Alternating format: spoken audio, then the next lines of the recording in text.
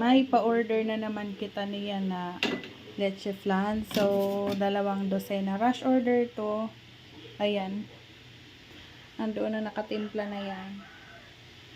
Kaya ginagawa ko to para maidala sa customer ng 4 PM. So, ito yung... So, habang nagre-rest pala yung aking leche flan mixture, dito pa lang ako nagka-caramelize ng sugar. Ayan.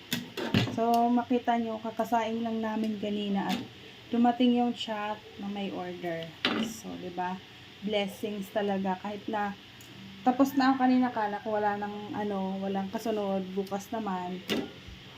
Ngayon pala ako may order. So, thankful talaga ako guys na araw-araw meron din kaming gawa dito sa bahay. O, diba? So, yun lang guys. Thank you for watching. Palagi sa mga videos, mas konti lang ang viewer ko ngayon. Pero okay lang. Sobra na kasi tayong busy, hindi tayo makagawa ng content.